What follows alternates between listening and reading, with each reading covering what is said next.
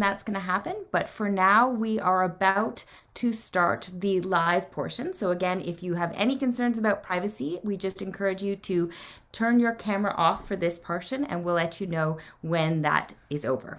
So thanks very much. And just give it a moment, Mac, and I'll turn it over to you, Mac Burnham, in just a second. Let me get the broadcast started, and I'll let you know. Okay, thank you.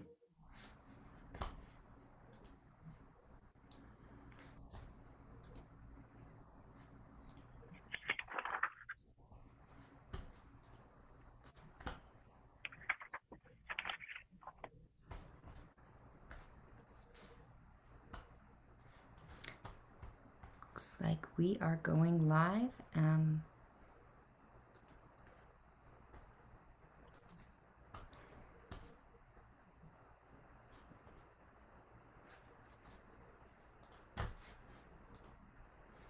Okay, great. Take it away, Mac. Thanks. Okay, thank you. Hi, everyone. I'm Mac Burnham from Epilepsy. I'd like to welcome everyone to the second Power of Purple webinar. These webinars have been organized by Epilepsy Toronto and by Epilepsy, the Epilepsy Research Program of the Ontario Brain Institute. Today, we're going to be hearing about memory issues in epilepsy. I've talked to Don Weaver, a neurologist I think some of you may know, and Don says that when he talks to his patients about their problems, they often say memory problems are more troubling to them than the actual seizures they're living with. So we'll be hearing about memory issues in epilepsy today. Our speakers will be Mary Pat McAndrews and Wendy Morris. As Mackenzie just said earlier, after these talks, we'll have a question and answer session. People are invited to submit questions into the Zoom chat box, or if you're watching on Facebook Live, you can submit questions into the comments section. As mentioned before, if you're attending through Zoom, there's also going to be a chance to discuss the topics further in breakout group sessions. Okay, with that, I'd like to introduce our first presenter, Dr. Mary Pat McAndrews. She joins us from the Toronto Western Hospital, where she works as a neuropsychologist. She's also a professor of psychology at the University of Toronto and a co-director of Epilepsy. And it is my pleasure to work with her as a co-director of Epilepsy. Mary Pat, take it away. Okay, thanks very much, Mac. Let me just make sure I can share my screen here. And apologies at the beginning if one of my cats seems to think that it's really his time rather than ours. So that's not the right screen. Sorry about that.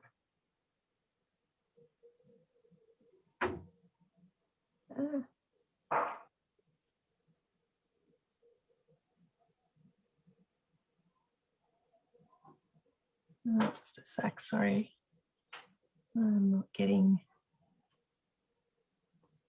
oh dear, sorry about this.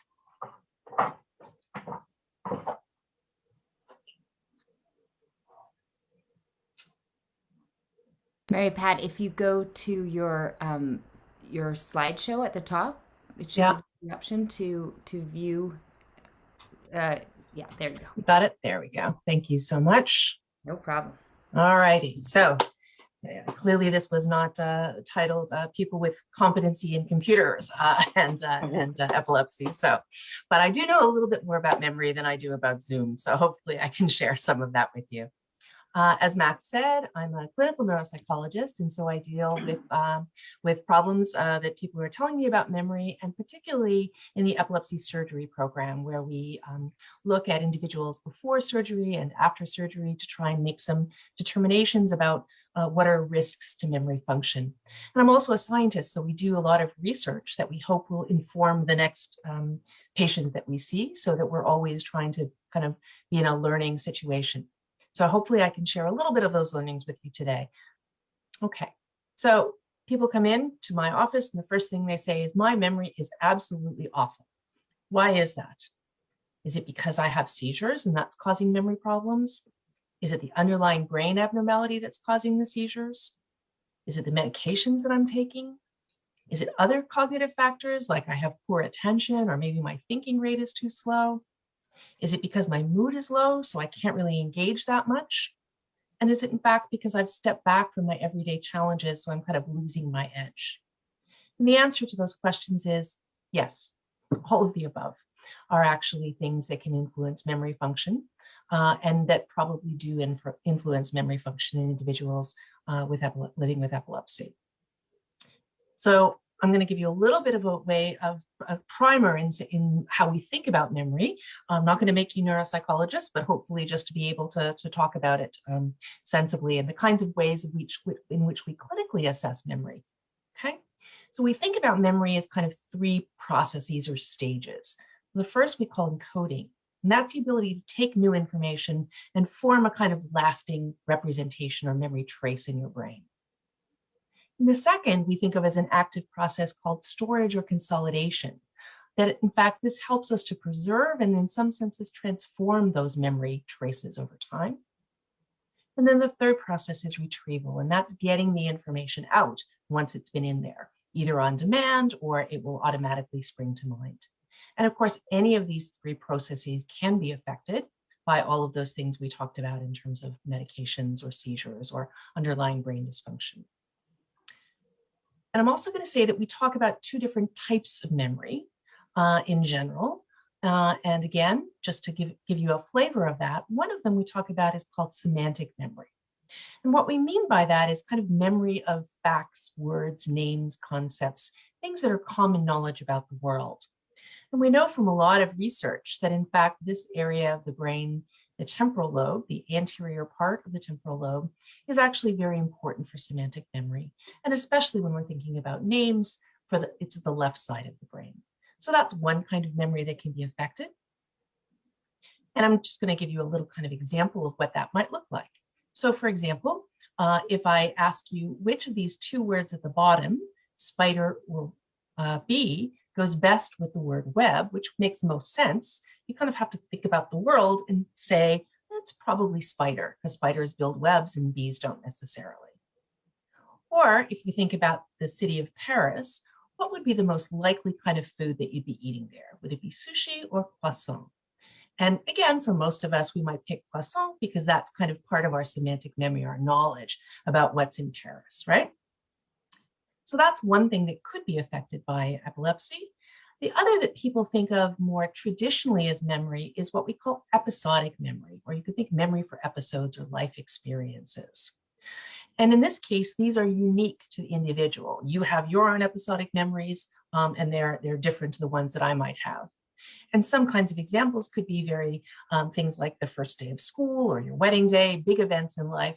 But also if I asked you, about your lunch that you had last week with your friend, what you ate, where you went, or even if you fall into the clutches of a neuropsychologist, I might ask you about words that you just saw on a list that I provided for you.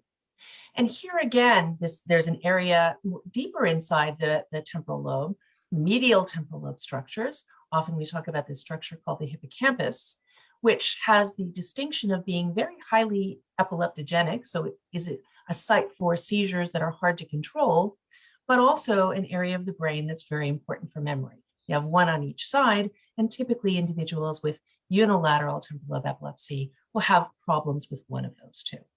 So again, let's take a little example here.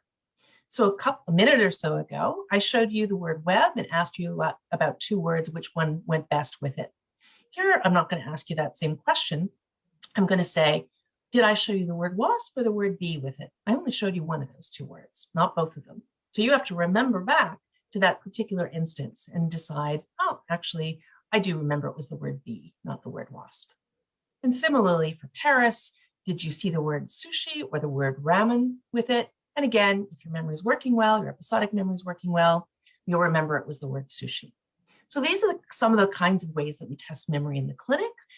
We give you kind of artificial kinds of stimuli and see how you're going to be able to do on these kinds of tests. And we compare your abilities against other people, generally of your same age and background, so that we can say, oh, is there a particular problem that we're seeing in one of these types of memories?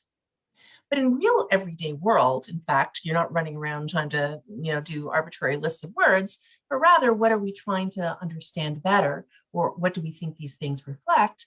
they might reflect this idea of a loss of episodic detail in our everyday memory experiences, the kind of detail that allows us to think back on a situation from our own lives and kind of relive it in all its glory.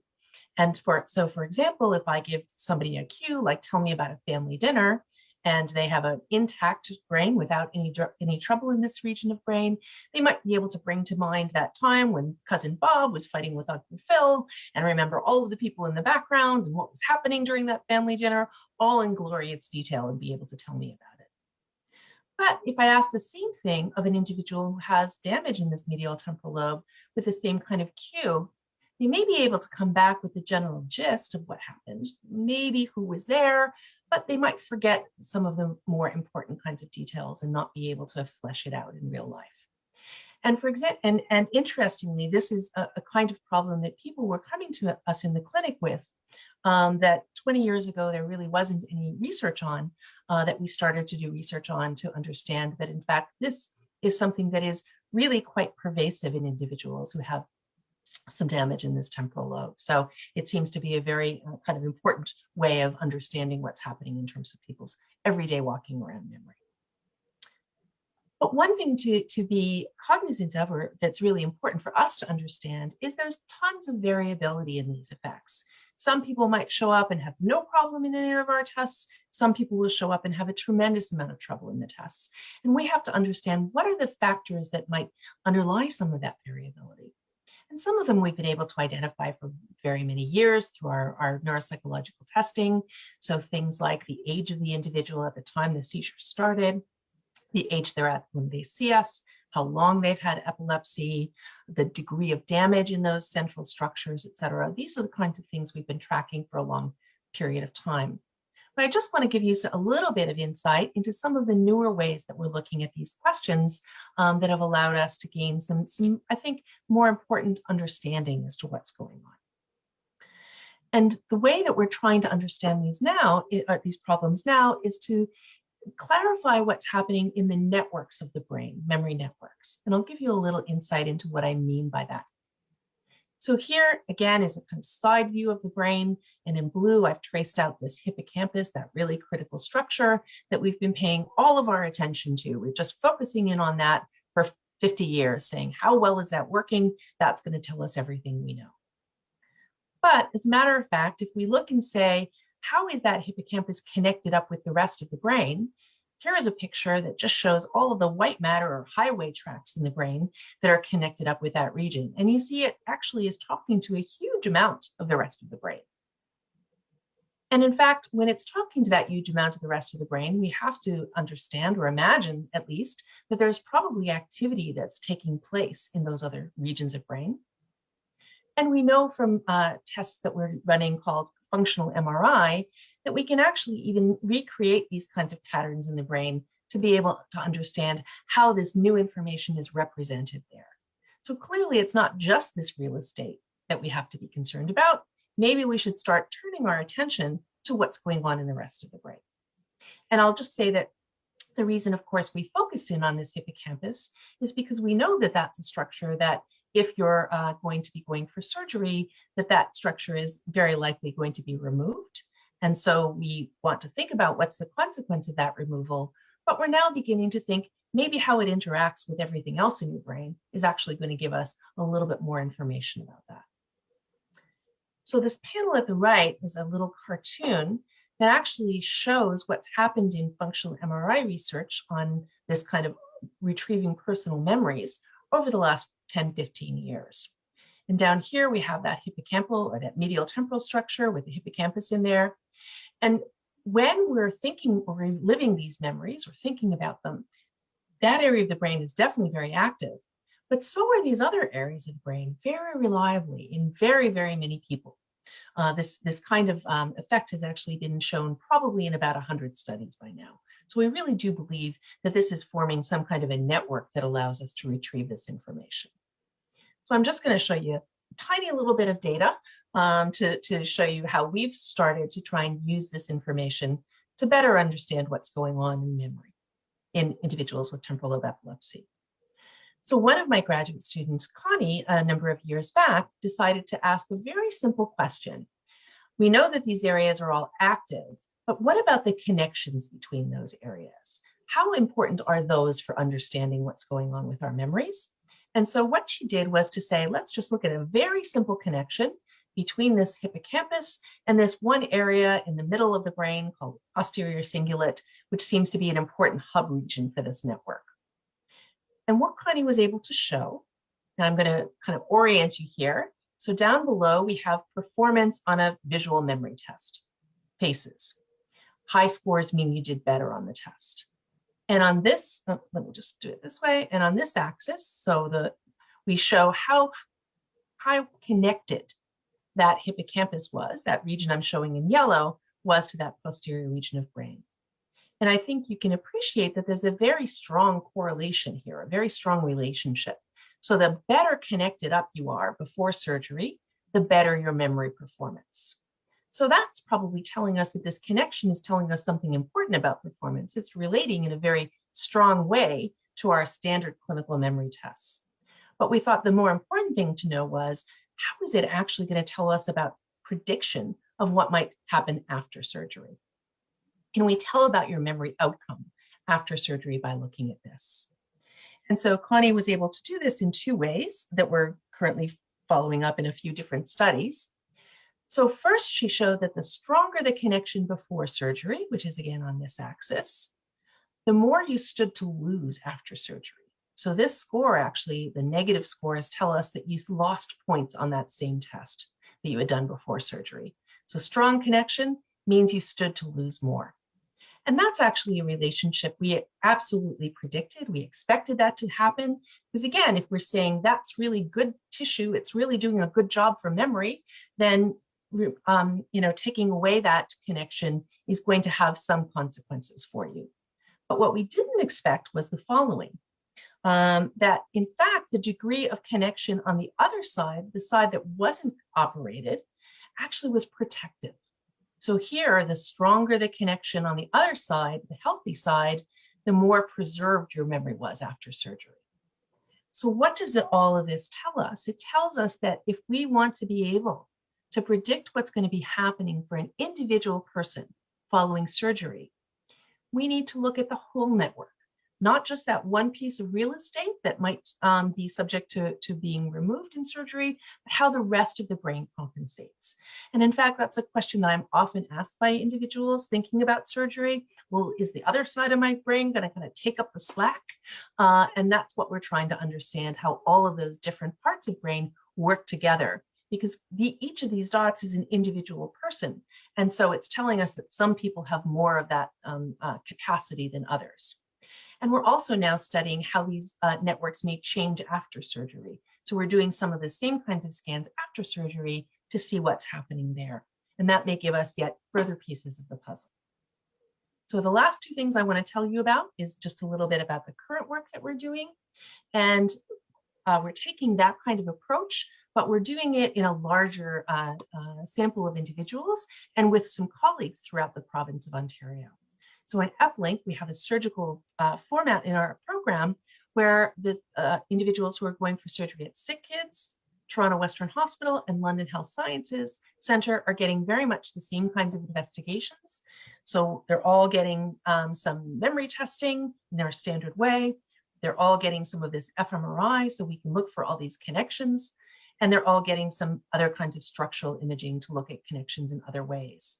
And our hope is that we'll be able to take all of that information across these different individuals and be able to use some very fancy kinds of statistical techniques called machine learning and be able to produce better outcomes. We'll have a much better way of telling somebody when they come in for counseling for surgery, here's exactly what we can expect for you because we have all of this wonderful information ahead of time.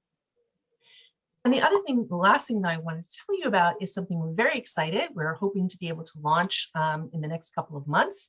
We've been working in the background on this in Eplink for a little while. And this is called STREAM, or Strategies for Epilepsy and Memory. And what we're doing is we've put together a kind of distance delivered group educational program.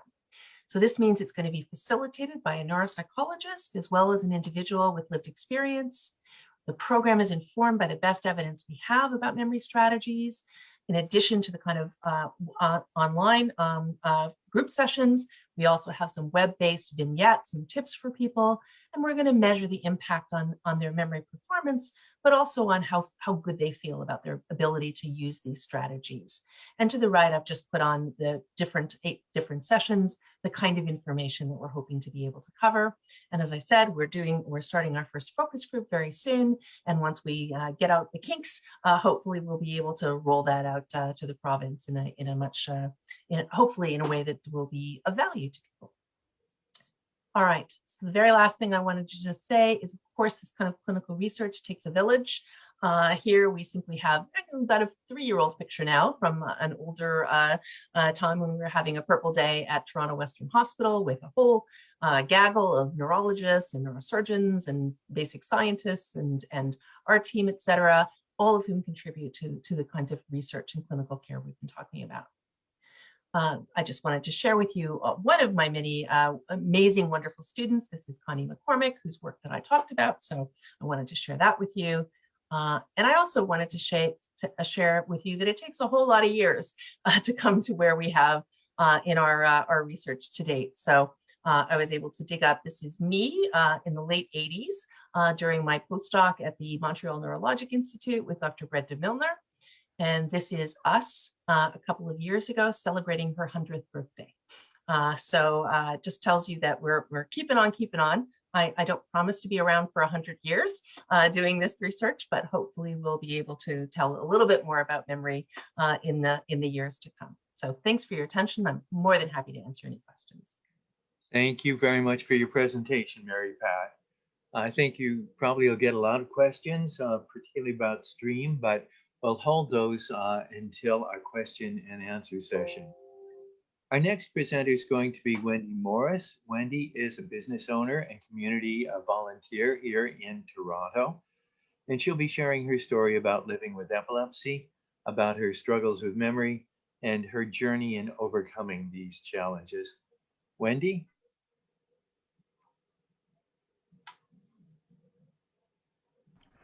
Let's just get you unmuted first, Wendy. So go ahead and unmute. There we go.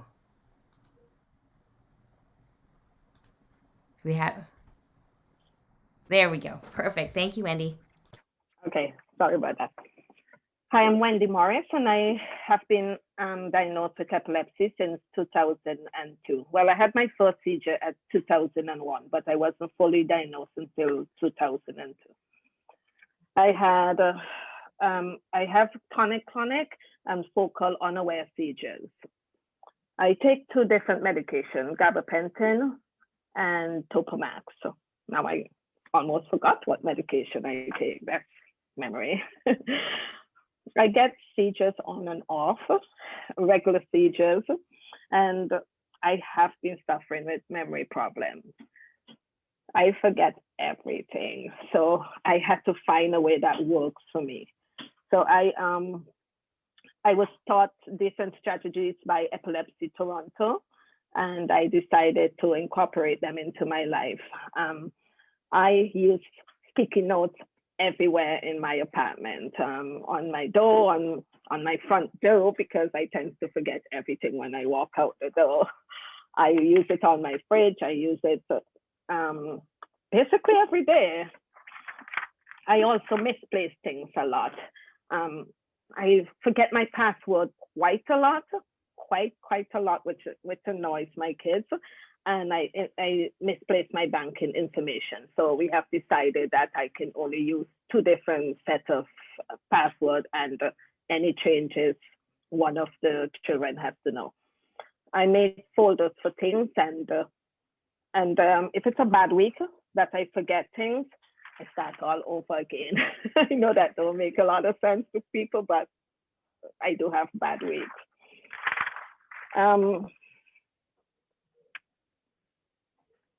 My medication is in a BlizzTech package, so I can remember when I to take my medication. And in case I forget that a medication is missing, someone can look on my package and said, no, you haven't forgotten your medication. I also use alerts a lot. Alerts help me to live daily, every day. Every day, a lot helped me to make it from day to day. I use a lot of apps on my phone.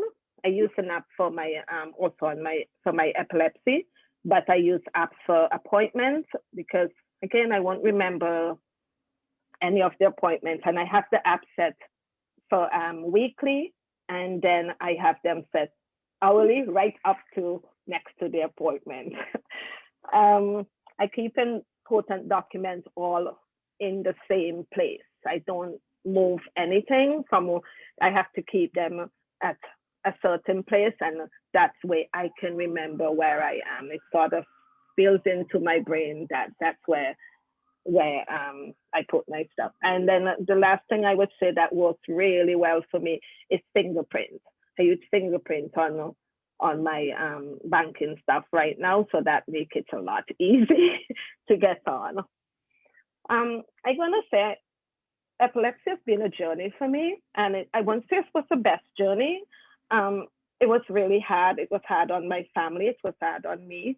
I had to go through the anger and the dislike of having life changes. I also lost friends along the way, but I feel like I gained better friends. I lost relationship, and that's been hard. My kids had to cope with so many different things. But as the bad side of epilepsy, there's also plus side for me. I'm able to find myself and look at myself in a different way and know that every single time that I fall, I get right back up and I do it all over again. And I really love the person that I am today. I would fight for epilepsy and I would stand up for Epilepsy Toronto because they have been there for me. And I might forget something a few minutes after I get up from here, but that's not going to make me have a bad day because I'm determined that every time I'm down, I'm going to get up. I'm my hard critic, but I love that I am able to stand up and fight again.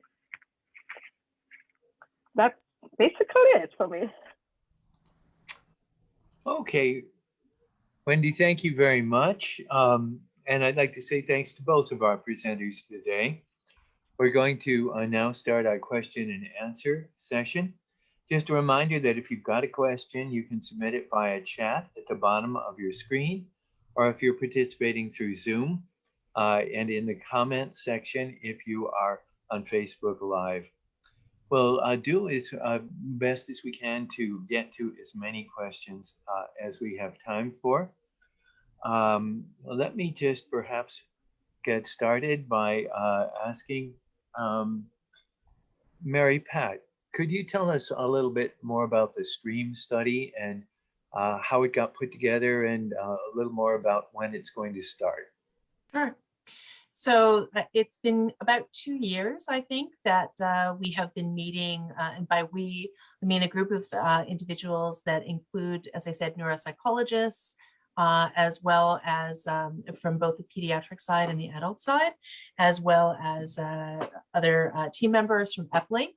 And we've also had a patient partner along the way, one of the individuals who went through our surgical program, so that we could kind of keep it grounded in terms of what was going to make most sense for everyone. So we poured through a lot of different kinds of information about what are the best kinds of tips and strategies.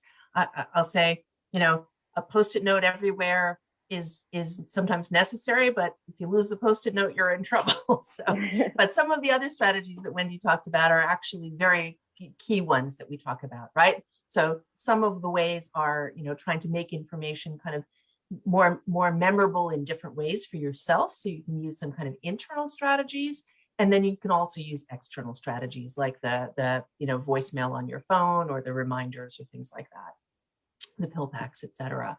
So the idea is not to fix anyone's memory, because we don't know that that's possible, right? We don't actually have the tools for, you know, replacing the kinds of cells that are important for being able to do memory at its highest, best level.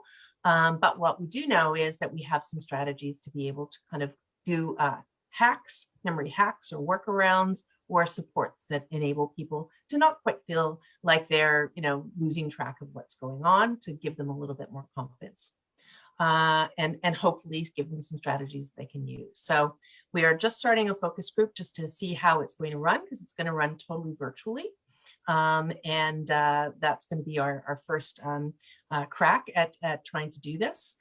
So we'll do 1 or 2 focus groups, and then we'll feel hopefully that we've worked out all the kinks and get started sometime probably in the summertime with a full group. Usually a group is around 8 to 10 people, because that allows people to interact, share their own experiences, share their kind of strategies that they used last week, and see how things are going.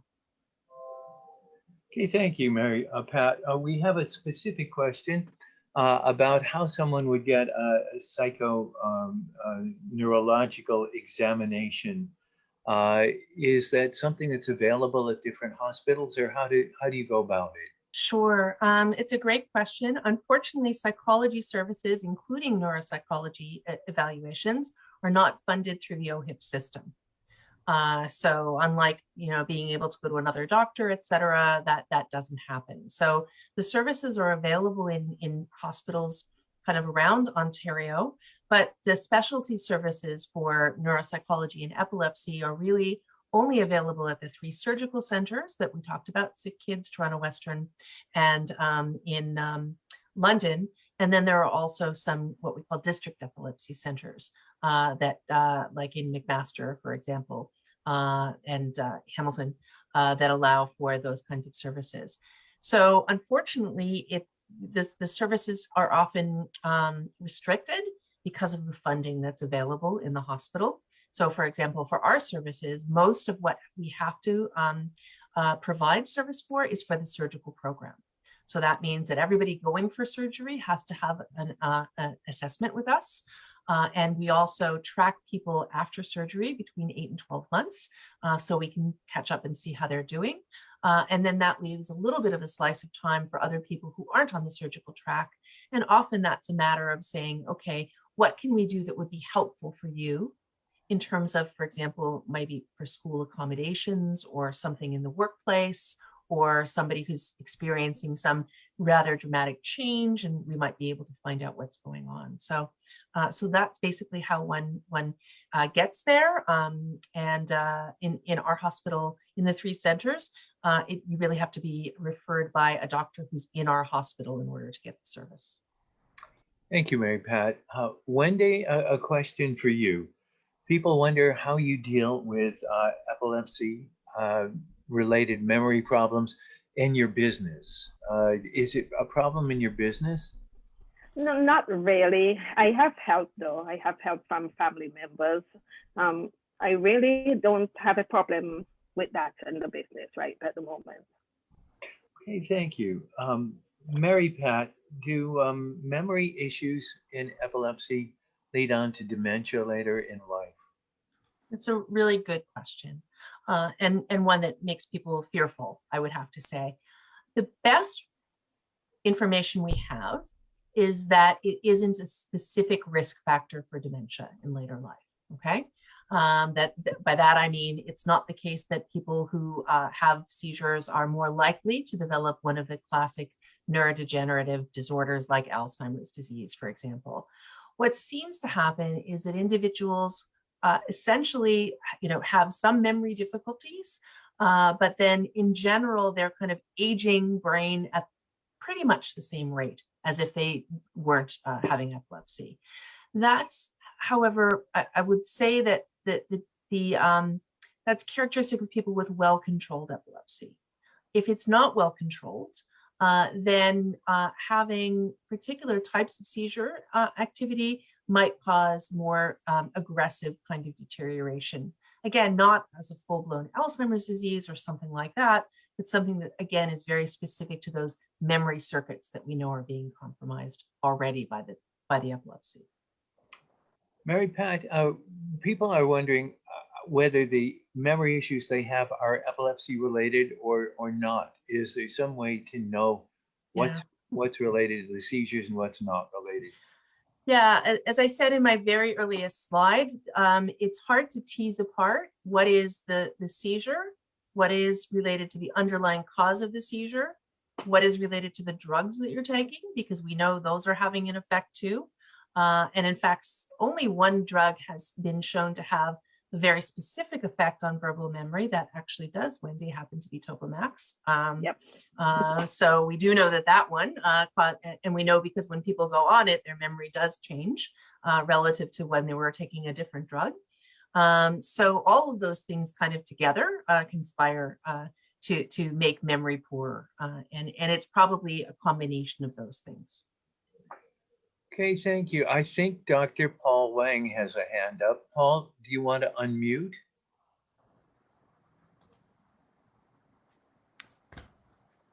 We can't hear. Can okay. you hear me? Yes, now I'm we can hear you. unmuted. Yeah, I want to comment on Dr. Mary Pat McAndrews' interrelationship between epilepsy and dementia.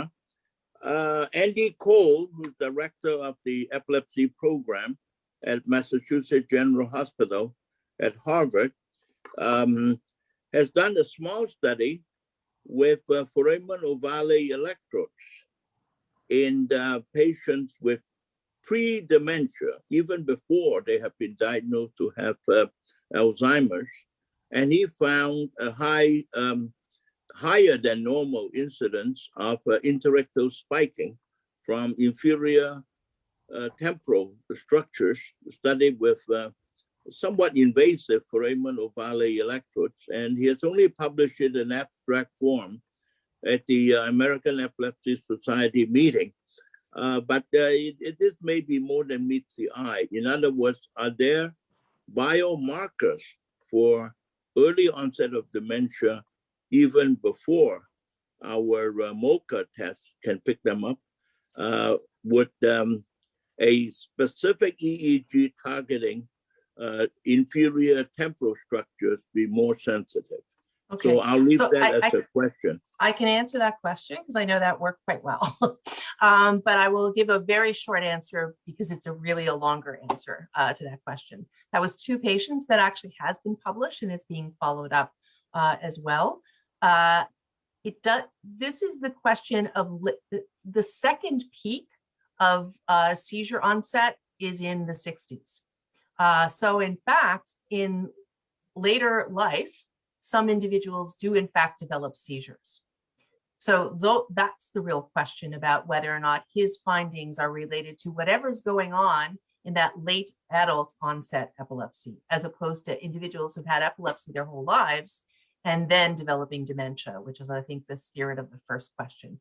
Those may be 2 very separate, very distinct kinds of things. And some of the work that's being done, including work I know very well at Johns Hopkins, is actually looking into that question, whether or not it's really a complete, even though you're seeing epilepsy, they're really for different reasons. Wendy, you said you use sticky notes. Do you write lists? I can't get through a day without a list of what I've got that day. I can't live life without a list. I have to. Yeah, I tend to sit down the night before and organize the following day, and that's the only way I stay on track. Yeah, I have to write a list, and still I put something on my door to remind me to put the list in my bag. Okay. Mary Pat, what research has found about really the epilepsy medications? You mentioned Topamax. Are there any others that are seriously likely to cause memory problems? So Topamax is the one that's been most identified as a single drug. In general, if you look at the literature, the drug effects are often the more you're taking, the more the hit will be in terms of all kinds of cognitive processing. So generally more slowed thinking, poor attention, as well as poor memory. But no other, to the best of my knowledge, no other single medication has kind of come out as having a unique effect on verbal memory. Interestingly, there's even a study from Germany showing this in fMRI, that people taking Topamax showed a different kind of activity pattern, wasn't as strong as individuals not taking other drugs. So far as we know, the more that you're taking, the more cloudy, essentially might be all kinds of effects. I often tell my trainees when they start with in the service that if they took the same medications that Wendy is taking, they would be on the floor. Now, Wendy's brain has accommodated and adjusted to all of these different medications, but for sure, if you take it as a naive person, you will not be able to think your way out of a paper bag for the next little while. So, I do remember that. Wendy, you use apps on your phone and such. How did you learn to do that? I am not good at using smartphones. How did you get started with the apps? My daughter and also Epilepsy Toronto. My counselor helped me through a lot of them. Okay, now that's good. Yeah. That is something that Epilepsy Toronto could do then for people. Yes. Help get the Yeah. app set up. I wonder if they'd help me. I think I could use some help. Mary Pat, people wonder, you said it's hard to get professional assessment of your memory capability. Is there any way people could do it at home from a lay point of view? yeah, that's a really good question. There's a lot of work that's being done right now, but largely in the aging part of the world rather than in the epilepsy. And we're starting to look at some of those kinds of things too. So some of my colleagues, for example, at Baycrest Hospital, have developed a very nice little, I'd say 25-minute test that's again based on really best practices and principles of psychology that you can do online. And it's called the Brain Health Assessment, but the actual company that fosters it is called Cognicity. And it has a couple of different kinds of measures. You can get a score. Unfortunately, the scores, the normative data that they have available is only for people aged, I think, 60 and above, because it's all geared towards aging, aging and looking for, early signs of dementia or cognitive impairment. I'm not aware of anything that's available in the general population. There are other kind of brain games that are out there, and they're of, I won't say of dubious quality, but you have to, buyer beware, and especially if it's coming for free, it's probably worth what you paid for it. Maybe you'd input to us again about that thing you can get over the internet. It's from Baycrest, and what I'm just putting it into the chat. Okay, is the name of the program. Fantastic. But again, it will, if you're below 60, I don't think you can get a score. It won't tell you how you're doing, basically. Not a problem for me. Mac, you're not supposed to be self-serving in this role. All right. Wendy, who was your counselor at Epilepsy Toronto? And is there counseling for people that live outside of urban Toronto? Maybe someone from Epilepsy Toronto could deal with that too.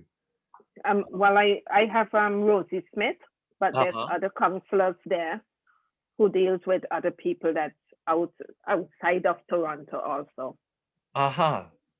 This is Mackenzie jumping in here. I can also say that there are some services available throughout Ontario. The best thing to do is call 1-866-EPILEPSY, and that will connect you to the epilepsy agency in your area, whoever's closest to you. So hopefully they can help you that way. So that's 1-866-EPILEPSY. Epilepsy. Yeah. Okay, fantastic. Just a minute. My screen's gone off. Question. My daughter suffers from short-term memory loss. How can I help her remember more? I guess that would be Mary Pat. Yeah, so again, I think some of the strategies that we talk about are, as I said, both kind of internal things that people can use, as well as external things. So what do I mean by internal things? So a lot of the information that we forget easily is information that we can't kind of tie into that, what we talked about as semantic memory. So the classic thing that I'll tell you about is names of people. You meet someone new, and 3 seconds later, you have no idea what their name is. And now you're terribly embarrassed because you can't ask them what their name is again, et cetera. Or you met them last week and you have no idea who they are, right? because a name is a meaningless piece of information, right? The fact my name is Mary Pat is totally meaningless to you. So I remember working with an individual who'd had a stroke, who had a real trouble with learning names. And this is just a good illustration of what I mean by internal strategies. So I said, well, okay, well, sometimes people, when they use visualization, it really can help them. So I said, let's work with my initials, MP. So maybe you can think of me as a member of parliament standing in front of the House of Commons. Or maybe you can think of me as military police sitting astride a horse. And he came back the next week and he said, I made up my own visualization for you or comment for you. And I said, that's great, because if you do it yourself, it sticks even better. And he said, MP, malpractice. Which I said, that's great. You've got something to help you remember, but I hope you don't say it outside of the office because people will start to wonder. So using those kinds of strategies to make things make sense to you, to make them meaningful, allows you to hang on to it a little bit better. And that may work with your daughter as well. Certainly, one of the other things that we talk about a lot in psychology, we learned something called retrieval practice.